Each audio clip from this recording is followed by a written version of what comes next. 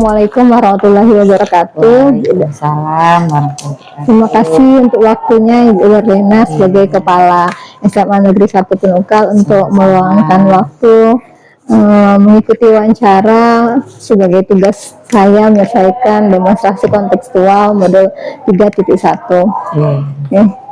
Berkaitan dengan itu Bu, ada beberapa pertanyaan yang mungkin minta Ibu menjelaskan ya berkaitan dengan hal-hal yang biasa ada di sekolah kita. Pertanyaan yang pertama Bu, selama ini bagaimana Ibu dapat mengidentifikasi kasus-kasus yang merupakan dilema etika atau bujukan moral yang ada di sekolah kita? Ya, selama Ibu menjabat sebagai kepala sekolah ini sangat banyak Bu Dorah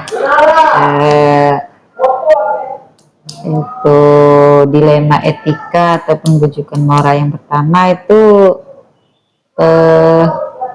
karena kita ini banyak ibu-ibu ya jadi banyak ibu-ibu, kemudian banyak anak kecil yang masih kecil ya, gurunya punya ada yang juga baru umur setahun 2 tahun, jadi anak itu rentan sakit. Jadi banyak sekali guru itu yang sering itu izin tidak masuk karena anaknya sakit. Ya, berkaitan dengan itu ya, di satu sisi guru ini anaknya sakit, sisi lain ya ada jam mengajar. Ya, Ibu sebagai kepala sekolah ya tidak mungkin ya tidak mengizinkan kalau guru minta izin karena anaknya sakit.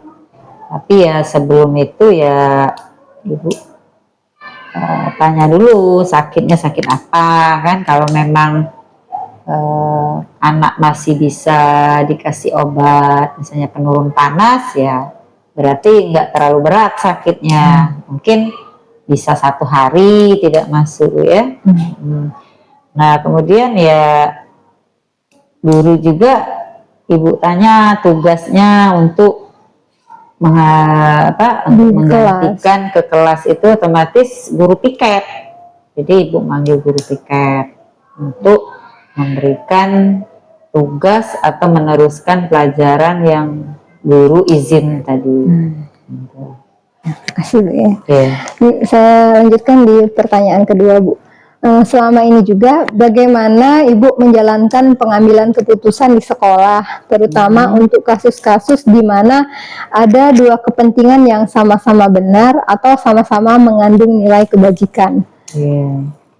Ya, Ibu selaku kepala sekolah dan selaku Ibu juga ya pasti mengizinkan, tapi sebelum mengizinkan ya Ibu panggil dulu ke ruangan apakah memang izinnya itu memang izin sakit atau ya ada yang lain tapi ternyata memang sakit. Jadi itu tadi kita yang namanya ibu-ibu Bu tidak mungkin tidak mengizinkan kalau anak sakit. Seorang ibu tidak ada di sisi anak tadi ya. Jadi itu Ibu izinkan ya, tapi ada guru pengganti yaitu guru piket atau guru yang tidak ada jam mengajar menggantikan ya. Karena apa? Karena siswa ini kan sudah remaja, sudah siswa SMA, bukan lagi siswa yang kayak SD, SMP ya. Siswa kita nih ya kalau ditinggalkan Bu, dia main-main nanti berkelahi. Makanya Ibu tidak mau ada jam-jam kosong di kelas itu. Makanya Ibu kalau guru tidak masuk, Ibu tanya kemana guru ini. Makanya guru itu kalau tidak masuk pasti izin. Ada alasan-alasan yang tepat ya. Betul. Saya lanjut Bu ya. Yang ketiga, langkah-langkah atau prosedur seperti apa yang biasa Ibu lakukan selama ini menghadapi berbagai macam kasus Bu? Langkah-langkahnya ya pertama Ibu memanggil guru piket ya. Ya, sebelum memanggil guru piket, ibu tadi sudah manggil guru yang bersangkutan yang mau izin tadi. Ya. Tolong disiapkan mana buku atau tugas ya untuk digantikan oleh guru piket atau guru yang jam kosong tadi. Gitu. Jadi ibu memanggil guru yang mau izin tadi sebelum meninggalkan kelas. Gitu. Nah, yang keempat Bu ya, hal-hal apa saja yang selama ini Ibu anggap itu efektif dalam pengambilan keputusan pada kasus-kasus dilema etika?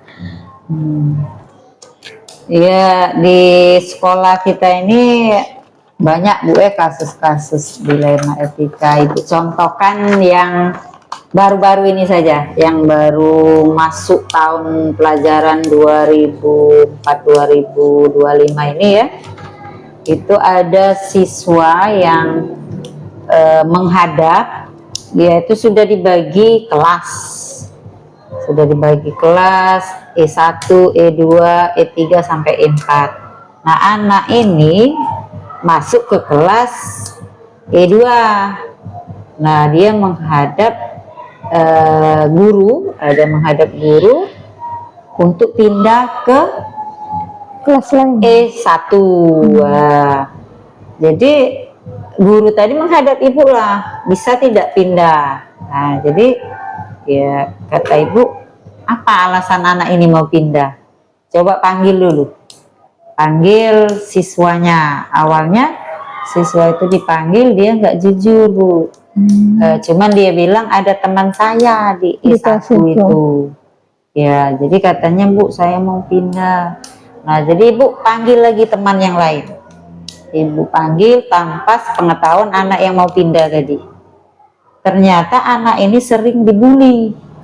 Iya, sering dibully, dikucilkan oleh teman-temannya ya. Menurut dia ya mungkin ya namanya anak-anak sekarang. Kita belum tahu apa permasalahannya kan.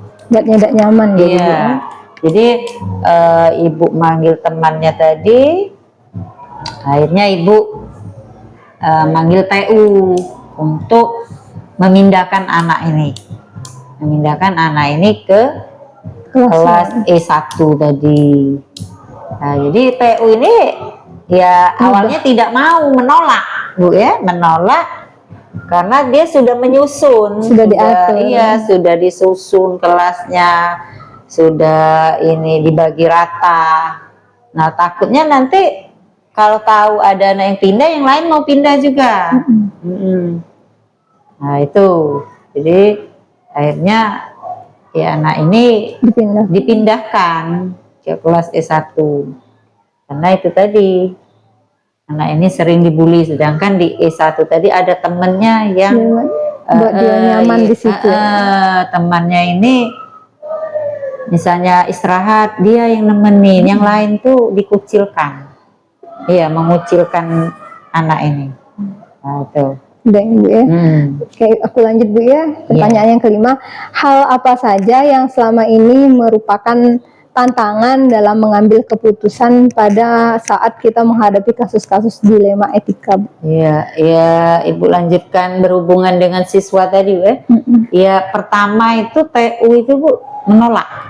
Ya, menolak Ibu ya. Karena Bu, kami sudah capek, sudah ngitung ini berapa jumlah laki-laki sekian, jumlah perempuan sekian, sudah dibagi rata katanya. Iya. Ya, dengan diskusi musyawarah Ibu ya dengan TU, ya penolakan itu ya tetap, karena Ibu bilang ke TU biar anak ini nyaman kalau dipindahkan, karena dia temannya tadi bercerita kalau dia di kelas, tetap di kelas itu dia tidak nyaman, dia akan dibully dan dikucilkan oleh temannya. Nah, itu ya awalnya penolakan dari TU. Karena katanya Bu, kami sudah capek sudah ngatur kelas sudah 4 kelas ini sudah diatur dibagi rata. Tiba-tiba berubah. Ya, jadi ada saja Bu, penolakan itu tidak karena ibu kepala sekolah langsung ya PU menerima, tapi ada penolakan. Tapi akhirnya setuju. Ya, disetujui ya. Karena ibu berikan penjelasan yang tepat. Lanjut Bu ya. Iya. Nah, yang keenam, apakah ibu memiliki sebuah jadwal tertentu Bu dalam menyelesaikan kasus dilema etika? Apakah langsung menyelesaikan di tempat atau memilih jadwal untuk menyelesaikannya, dan kemudian adakah bentuk atau prosedur yang ibu lakukan? Oh, itu ya. Kalau selama ini ya ibu menyelesaikan suatu kasus itu secara langsung Bu. Jadi ketika ada misalnya kejadian apa anak ini berkelahi, apa anak ini minggat, nah itu ibu langsung Selesaikan. Iya, langsung ditindaklanjuti hari itu juga, baru dipanggil anaknya, walinya. Kenapa? Kalau tidak diselesaikan hari itu, nanti bergejolak di luar. Ya, akhirnya anak-anak berkelahi di luar. Kalau tidak diselesaikan pada hari itu. Lanjut ke pertanyaan yang ketujuh Bu ya. Nah, adakah seseorang atau faktor-faktor yang selama ini yang mempermudah atau membantu ibu dalam mengambil keputusan ketika menghadapi kasus-kasus? Oh ya, jadi ketika menghadapi kasus-kasus tidak sendirian Bu, ada ya wakil ya, wakil wakil kesiswaan, wakil kurikulum, bahkan ya ada beberapa guru yang lain. Kenapa? Karena ya apalagi misalnya ada perkelahian ya, kasus-kasus yang seperti itu, paling tidak wakil kesiswaan. Jadi ada wakil yang membantu ibu untuk menyelesaikan permasalahan. Ya. Ini pertanyaan terakhir Bu ya. Dari semua yang sudah disampaikan tadi Bu, kira-kira pembelajaran apa yang bisa dipetik dari pengalaman yang sudah ibu ambil? Oh iya, jadi pengalaman yang selama ini setelah ibu melakukan suatu permasalahan ya, menyelesaikan permasalahan, ya ternyata memang kita butuh Bu ya, butuh wakil, butuh guru ya. Jadi tanpa ada yang membantu mungkin tidak akan terselesaikan permasalahan itu. Jadi sebaiknya permasalahan itu diselesaikan dengan musyawarah ya, diskusi, sehingga apa yang kita harapkan itu benar-benar berjalan dengan lancar sesuai dengan apa yang kita inginkan. Terima kasih Bu atas jawabannya dan bersedianya Ibu diwawancarai untuk kami menyelesaikan tugas ini Bu. Ya Ibu doakan semoga Ibu Dora sukses ya. Terima kasih Bu. Ya, dengan menjadi guru penggerak, sekolah kita semakin maju, ya semakin smart. Ya, menjadi sekolah favorit. Ya, apalagi sekolah kita ada 3 guru. Ya, semoga bisa Bu. Iya, ditingkatkan Ibu Dora. Ibu, terima kasih banyak. Ya. Ibu, saya tutup. Wassalamualaikum warahmatullahi wabarakatuh. Waalaikumsalam warahmatullahi wabarakatuh.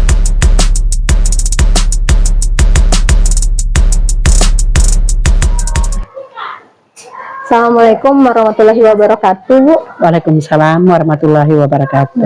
Terima kasih Bu sudah berkesempatan untuk mengikuti wawancara dengan saya sebagai calon guru penggerak angkatan 10 dari SMA 1 Penukal. Nanti saya akan bertanya beberapa pertanyaan Bu berkaitan dengan modul 3.1 tugas kami Bu ya.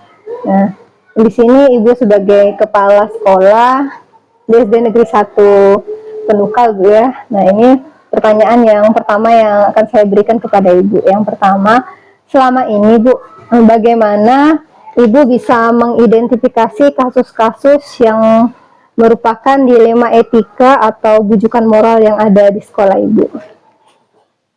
Saya mendapatkan hal tersebut berdasarkan laporan dari wali siswa, sehingga siswa tersebut kami panggil, kami wawancarai, kami cari titik permasalahannya. Kemudian kalau sudah kami temukan permasalahannya, baru kami musyawarahkan dengan walinya, dengan dewan guru, dengan wali siswanya. Bahkan kadang-kadang kita baru ngambil keputusan, kita panggil komite, dibawa ke forum rapat musyawarah. Banyak jadi sahabatnya.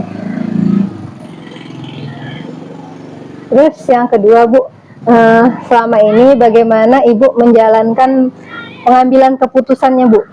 Terutama untuk kasus-kasus di mana ada dua kepentingan yang sama-sama benar atau kadang sama-sama mengandung nilai kebajikan Bu. Oh, itu tadi sudah terjawab langsung pertanyaan kedua sama kayak yang tadi ya. Saya cari permasalahan siswa, kemudian lihat gerak-gerak tingkah laku siswa, kemudian diperhatikan dulu siswa itu. Itu tadi saya wawancarai walinya, kemudian wali siswanya, sudah temu titik permasalahannya, baru kita arahkan siswa itu bagaimana supaya misalnya merubah dari sifat yang pendiam jadi ceria, bodoh jadi lebih baik, begitulah. Iya. Kira-kira. Saya lanjut Bu ya. Langkah-langkah atau prosedur seperti apa yang biasanya Ibu lakukan selama ini? Inilah terjawab di pertanyaan ketiga langkah-langkah tadi. Jadi yang tadi Bu ya, Iya, jadi sama dengan yang tadi sudah Ibu sebutkan tadi Bu ya, untuk nomor 3. Nah, yang keempat Bu, hal-hal apa saja yang selama ini Ibu anggap efektif dalam pengambilan keputusan ketika menghadapi kasus-kasus dilema itu Bu? Tidak lain lagi dari musyawarah mufakat. Kita bawa kalau ada permasalahan, sudah kita tahu titik permasalahannya, baru kita bawa ke forum rapat, baru kita ambil keputusan bersama. Begitu kira-kira. Nah, selanjutnya Bu ya, hal apa saja yang selama ini menjadi tantangan Ibu ketika mengambil keputusan menyelesaikan kasus-kasus tersebut Bu? Itu tadi seperti kenaikan kelas, jadi yang sering jadi permasalahan ya. Di sistem harus, walaupun siswa itu bodoh, belum bisa apa-apa, harus aturan kurikulum merdeka misalnya harus dinaikkan. Nah, sedangkan guru-guru ngeluh, Bu, mereka ini sudah kelas 5, belum bisa menulis, belum bisa membaca. Nah, itu dilema bagi kami, susah. Dinaikkan bagaimana, tidak dinaikkan bagaimana. Jadi kami manggil wali, terus nanya ke atasan, bagaimana supaya keputusan saya ambil tidak salah, tidak menyalahi. Apakah harus misalnya siswa tadi dinaikkan, ataukah kita mengikuti sistem atau aturan? Nah, begitulah kira-kira. Masih dimusyawarahkan itulah intinya. Dimusyawarahkan Bu ya. Oke, saya lanjut pertanyaan yang ke-6 Bu ya. Nah, apakah Ibu memiliki jadwal tertentu Bu dalam menyelesaikan kasus-kasus itu? Atau apa Ibu langsung selesaikan di tempat, atau ada jadwalnya tadi, dan prosedurnya seperti apa Bu kira-kira? Tidak ada jadwal tertentu, tapi kita melihat permasalahan kadang-kadang datang dari guru, dan juga terlihat permasalahan yang ada kadang-kadang setiap saya monep, saya tanya keluhan wali siswa, wali kelas, ada permasalahan apa di kelas? Oh Bu, anak ini sering dibully. Apa permasalahan sering dibully? Misalnya anak ini sering membuli, ada yang sering dibully, ada yang membuli kadang-kadang ya. Nah, jadi kami lihat tingkah laku anak-anak itu bagaimana. Yang sering dibully tadi apa permasalahannya, yang membuli tadi sering masalahnya, dipanggil. Begitu cara kami mengatasinya, dipanggil. Terus setelah dipanggil siswanya dan didampingi oleh wali kelasnya, kemudian kami memanggil wali siswanya. Kemudian setelah itu sudah panggil tadi, kadang-kadang diturutinya oleh siswa itu, sehingga ada perubahan lah. Kita katakanlah sudah ada perubahan dengan siswa tersebut. Iya, begitu. Pertanyaannya selanjutnya Bu, adakah seseorang atau faktor yang selama ini yang mempermudah atau membantu Ibu dalam mengambil keputusan dalam menghadapi kasus-kasus tersebut Bu? Ada. Kadang-kadang saya curhat dengan guru-guru senior, guru-guru yang bisa diajak musyawarah. Dan bahkan kalau sudah, kadang-kadang saya panggil Bu, kita ini ada masalah ini, cak ini. Sudah kita bawa ke forum rapat, Bu, gini. Saya minta saran-saran dulu dengan bawahan saya, guru senior saya gitu ya. Saya tidak langsung mengambil keputusan dalam setiap putusan yang mau diambil itu. Begitulah kira-kira. Baik Bu, ini pertanyaan terakhir Bu ya. Dari semua yang sudah Ibu sampaikan, pembelajaran apa yang kira-kira bisa kita petik dari pengalaman Ibu selama ini Bu? Ketika mengambil keputusan tadi. Itu Ibu seharusnya yang ngambil keputusan yang dari saya, yang mau petik dari saya. Seharusnya Ibu yang metik pelajaran dari saya. Pertanyaan membingungkan itu. Jadi kira-kira apa Bu yang selama Coba ini ulang lagi pertanyaannya. apa pembelajaran apa yang bisa kita petik dari pengalaman Ibu selama ini dalam mengambil keputusan Bu dari berbagai macam kasus yang Ibu hadapi? Menuju perubahan lah, dari misalnya tidak baik harus menjadi lebih baik, itu keputusan yang diambilnya. Dari pengalaman-pengalaman, ya begitulah kira-kira. Terima kasih banyak Bu sudah mau diwawancara oleh saya sebagai calon juru penggerak angkatan 5. Terima kasih atas waktunya Bu ya. Saya ucapkan terima kasih. Assalamualaikum warahmatullahi wabarakatuh. Waalaikumsalam warahmatullahi wabarakatuh. Sama-sama, semoga kalian semua sukses. Amin. Amin.